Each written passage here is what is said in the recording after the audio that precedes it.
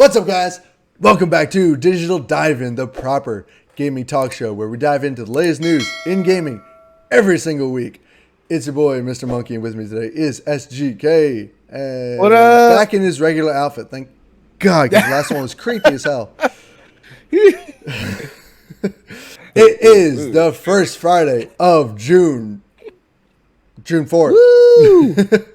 And we're back at you again with the biggest news in gaming. Probably actually not the biggest news in gaming, but we try our best. So we missed out on some news last week because it came after we actually recorded. So sorry. I don't know what you expect from us to travel back in time and look at it again, but whatever. So today we're going to be touching on a little bit of the Far Cry 6 gameplay world teaser that they dropped last week. And we both just watched it today because we're late on this shit as usual. But we like to be fresh in our minds. yeah, exactly. But I mean, most people have already seen it, so I'm not going to go over it really. But I will say this: it looks gorgeous. I just have some small issues with the story. So my history of Far Cry games, I really only I played 3 somewhat. I brought and played through a little bit of halfway through 4, I guess. I never finished it. Yeah, but I mean, I kind of feel the same way. Shut up. I kind of feel the same way where Far Cry has always been good with graphics and with the feel of the mechanics and everything. I've never really had a complaint about them. It's more or less the story and the overall motivation of why you're in the world. I kind of, from the first teaser from last year, you got to see the dictator and the boy and their relationship, and I was kind of hoping that maybe they would take a more unique stance and maybe make the game through the eyes of the boy, do like a time skip and do like flashbacks or something, and make him maybe betray the tyrant in the end or something like that with a time skip, make it real interesting. But once again, they kind of just threw you into this story with the orphan against the tyrant in this big world. That's you used to say the orphan of the tyrant? No, the orphan against the tyrant. Oh, sorry. Yeah. You're an orphan against the tyrant. Nobody knows who you are. You just kind of plop in with this character and then try to learn to care about the character by the end of the game. Yeah. So like story-wise, it's just it's the same MO, and it didn't work for me for the last couple games, so I doubt it's going to work this time. See, Far Cry, or Ubisoft rather, has been constantly trying to get the same hype that they had for Voss from Far Cry 3. Because Far Cry 3 had by far the best villain in any of the games. Far Cry 5 had a very interesting villain, but it still wasn't as good as Voss. Voss was like this psychotic pirate guy who just didn't give a fuck about anything. And he was like, I love this dude. Yes, let's see more of him. And I mean, everyone's kind of like theorizing that this Carlos Esposito's character's his kid is like Voss as a kid, but they haven't confirmed or denied that. They might have. I'm not sure. I didn't see it, but I kind of doubt that's what they're going for. So, but no, yeah, like in this sense, they're going for a local, which I appreciate. They're going for like the local of the town who just wants to get out of here to escape this whole revolution. She doesn't give a shit about the revolution. She's just trying to bounce, right? And I'm like, okay, I get that. That makes sense. And then she sees like this guy's brutalism firsthand. She's like, okay, well maybe this guy needs to be taken down. And so like, okay, that's kind of stereotypical, but I mean it works. Personally, for me, I would have liked it a lot more if it was like, like some foreign government or something like that saw what was going on in Yara and was like, okay, we need to step in. Let's send in one of our operatives and try to like, take this shit down, right? And it would have been even cooler if like the operative they sent in was a Yara local, like they grew up in Yara, left, and then they deployed him. Came back. Yeah. That'd be like had some military training or something. Yeah, exactly. To come back and just wreck shit. Yeah, that would be cool. Super cool. Like he gets like dropped in. He's like, I'm going back to my home because they need help. And he like volunteers to this mission or whatever. And he gets dropped in because like in Far Cry I think it was Far Cry 3 and 4, they had like the CIA dude come. It was in both games. He was kind of like he did a cameo appearance. He was in both, so that would have been really cool if this guy was like a CIA operative, gets dropped off by that guy into here and helps his local people like connect the stories a little bit. Kinda, not really connect, but just have some linear in there. Yeah. That personally would have been awesome. I think that would have been really, really cool. Also, I think Ubisoft just needs to decide what character they're going to use instead of always giving players a choice to be male or female. It's like, okay, we get it. You want to be, you want to include more female characters in your games. And this game obviously wants you to play as a female, but then they give you the choice to also play as a guy. It's just like, just freaking just go with the woman. Like, what the hell why give us a choice? It's so stupid to me. I hate games that give you the choice when it obviously wants you to play as a certain person.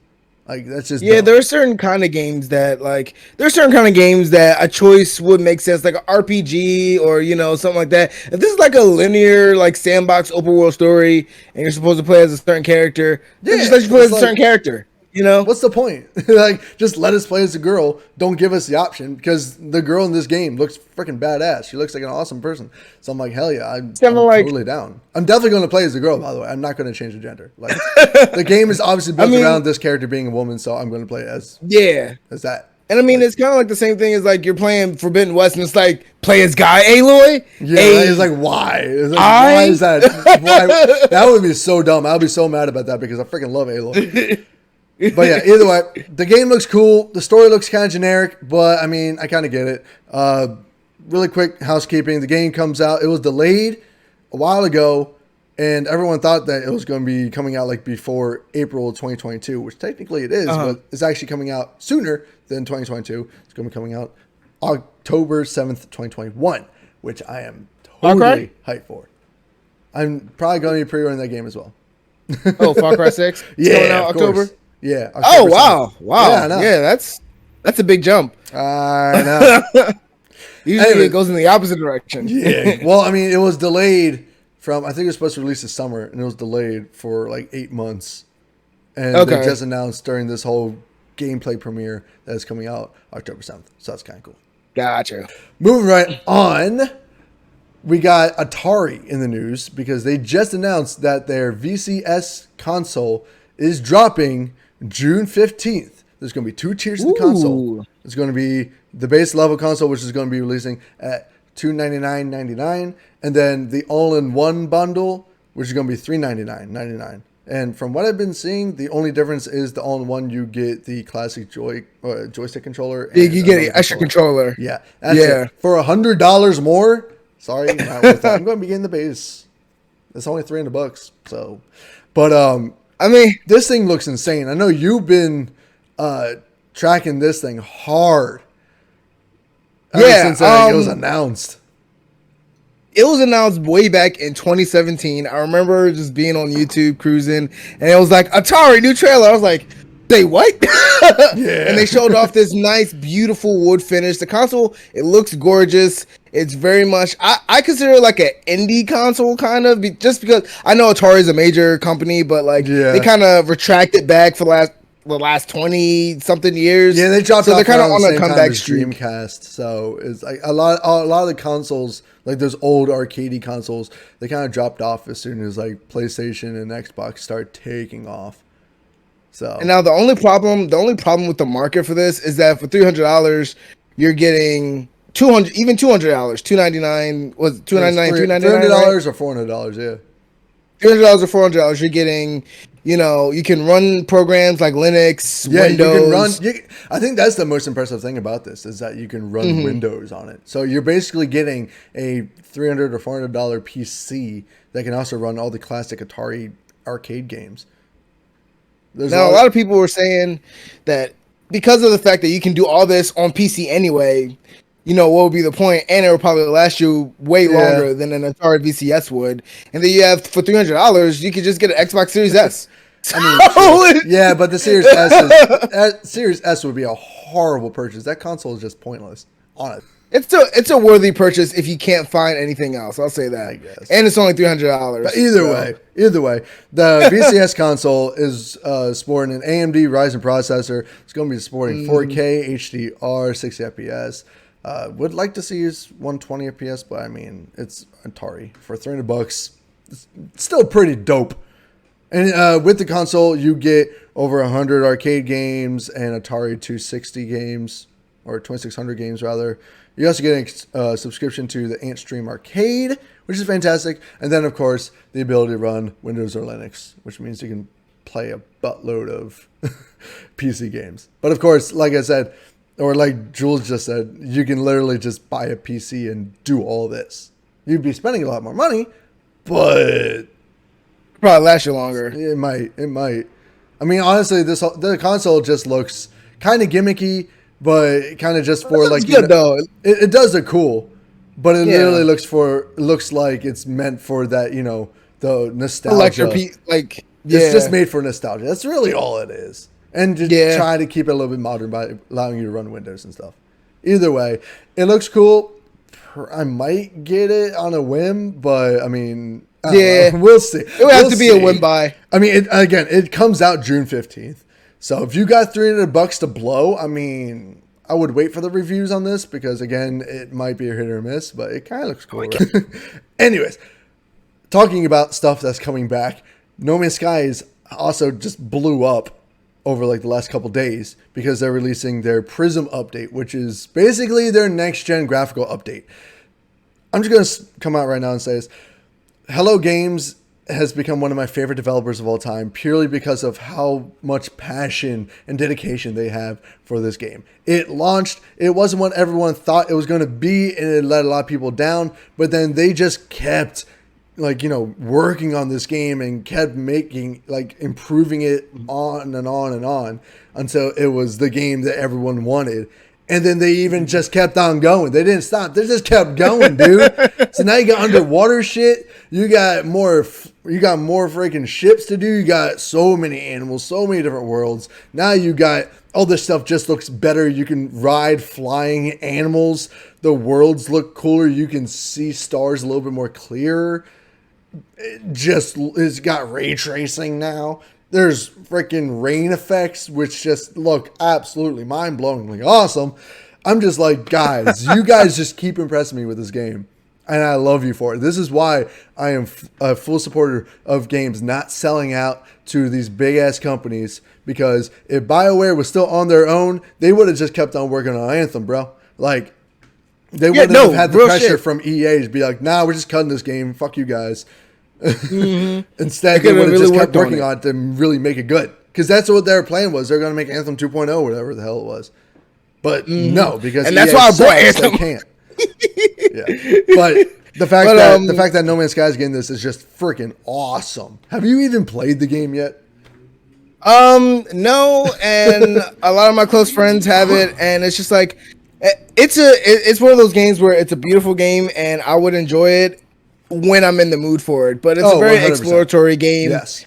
I'm most of the time when I'm playing video games, I'm not in it to just freely explore or to kill hours. I'm actually in it to like play something progressively, adrenaline, hungry, so. But like, it is a beautiful game, and I give it to him honestly because when it first came out, I remember when we were talking about it, I was like, man, this game's gonna be trash, and it kind of was. And I was like, this game's gonna die out, and then it kind of did, and then it came back, and I was like, oh, look at that. I mean, yeah, it did at some point. Like, it never really completely died. The hype died out, but it still had a huge player base. And I jump back into it every so often, and I still have a blast with it. I made like a little lake house and everything. I have my ship. I'm kind of set up. I will say playing on survival mode is a pain in the ass because, oh my god, resource management is insane.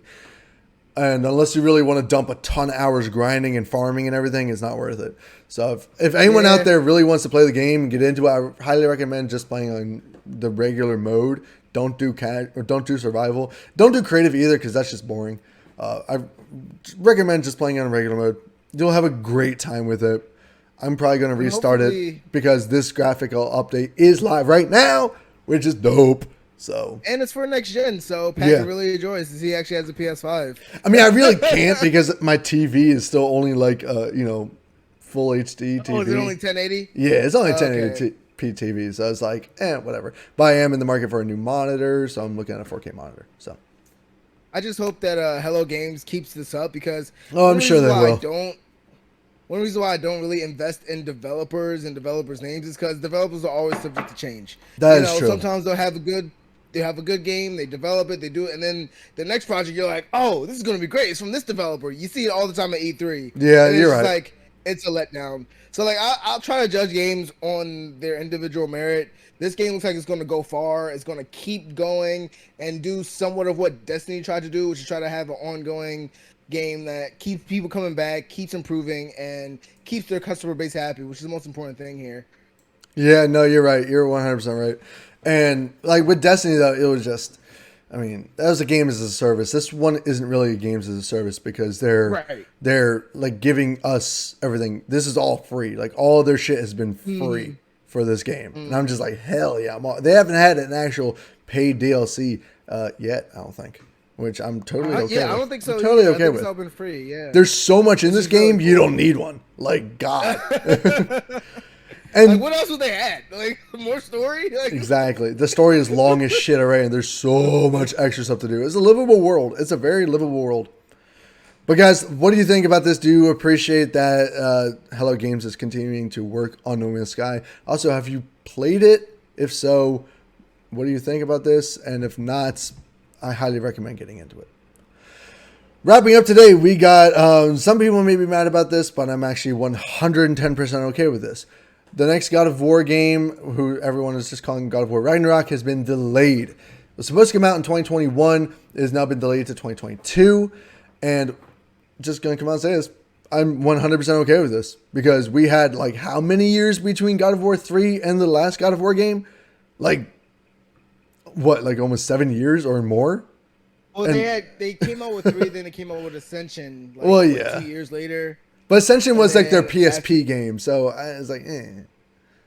It was a prequel for. I'm pretty sure it was a prequel for PS3. I thought it was their PSP game because I know they came out unless they're released on both. A PSP, I think PSP had died by that point, and it was on PS3, question. And then they took a break and then rebooted it.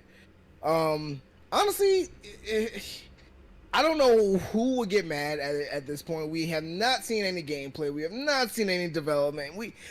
Exactly. The only teaser we got was 6 months ago. They gave us a title. They gave us that was it. The circle thing in the black screen. Yeah, that was it. We just saw that little title teaser. And then that was it. I was like, okay, you're saying it's going to release in 2021, but we haven't seen literally anything about this game. So I highly bet. I called it like a couple weeks ago. I was like, that's how you know this game is going to get delayed, like 100%. And I'm honest again okay with it because the last God of War game, God of War 4, came out in 2018. So it's only been about 4 years? Not even. Yeah, it's only been 4 years. And that's a great time to develop. Like, this game is very complex. It's very developed and very polished. I would rather, not only that, I would rather them delay it till then. Yeah, I have so many other games to play that are coming out. I got exactly. In December. Exactly. I'm going to be playing that for the next 6 months. Honestly, I wouldn't mind this game to even come out until 2023 or even 2024. Yeah. Like, I don't care when it comes out. I'm just excited to get it. Like God of exactly the God of War 4 was such an amazing game, and they have a lot to live up to, admittedly.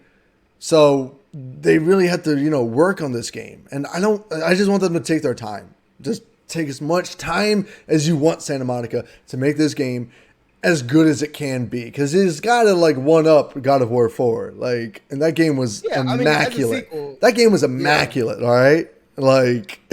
Let's be honest here. Now, I want to shout out to the hardcore God of War fans who are disappointed with the new reboot. I feel sorry for you. I know you guys like the hack and slash action. It still is kind of hack and slashy. It's just not arcadey anymore. It's more like a theatrical, I was blockbuster. I was just impressed that the game, the entire game, was shot from one camera angle. Well, not from one camera angle, but it was like a continuous shot game. Like the entire game was shot in one take. And I was like, that's awesome. That's just insane. Like, everything about God of War, I like it because, it's not the same as the original God of War, but it grew with the fans, it grew with the times too. Like if they released an arcadey hack and slashy God of War now, it would not have been great. That's why Darksiders 3 did not do well. The game was okay, but it just wasn't great. It would have been good. Yeah, but it wouldn't have been as amazing as what we got. It wouldn't have got the same reception. Exactly. But anyways, the big question we want to leave you guys off with is, how do game delays affect your hype for that game? Does it kind of bring it down a little bit? Does it increase it? What are you feeling here when you see a game is delayed? For me, it kind of brings down the hype a little bit because I get super hyped the closer it is to release. But so if a game gets delayed a year or two, I'm like, okay, so I could just chill a little bit. But I'm still really looking forward to it, if that makes sense. I mean, for me, it pretty much makes you forget about it, which is the most beautiful thing. You remember being a kid and you lived, because the only thing you had to do was go to school and come home. So you lived on every single word. You're like, oh, it's coming out in 6 months. You count the days, you mark your calendar, do all this other stuff, and then it delays. And it's just you feel like life is meaningless, And then now, I mean, kinda. I'm moving around on so many things that it's all right, that's delayed. All right, pop out of my head, and then it's just a month from then, or even a month past, and it's oh, it released already. I was like, say what? It's a go shit. Awesome. So I like it. I like to forget about it because then it makes the time go by so much faster. Real talk, when I was a kid, up until I was about in college, I really didn't track release dates all that much. I wasn't playing a ton, especially not in grade school. In high school, I played a lot more. But I still wasn't tracking release dates, There weren't games I was like, oh man, I can't wait for it. But until I got to college, then I was like, all right, I got all this time in my hands, so I can actually, get really into it. And that's where my gaming passion really blossomed. But either way, let us know, guys, what you're thinking in the comment section below. And as it is with every single video, let us know any thoughts, any concerns, anything you're thinking in the comments about anything we talked about. Deeper dive on. Yes, that too. Anybody want us to talk more about Atari VCS and what the future looks like for that? Because I think that's going to be interesting, honestly. Anyone want us to talk more about Far Cry 6? We will 100% do that as well. Oh, hell yeah. Guys, thank you so much for watching. If you liked this video, please hit that like button. If you're new to the video and you have not subscribed yet, or if you're new to the channel rather and not subscribed yet, please hit the subscribe button. Now's the perfect time to do so. We launch videos every single Friday and we do random live streams here and there. Also, we are still... If you want to be creepy again, please let me know. Please no. We are also still doing the game giveaway once we hit 200 subs. So be on the lookout for that, hopefully in a couple months. Anyways, guys, thank you so much for watching. Stay excellent. Thank you, guys. See you guys in the next video. Peace. Woo!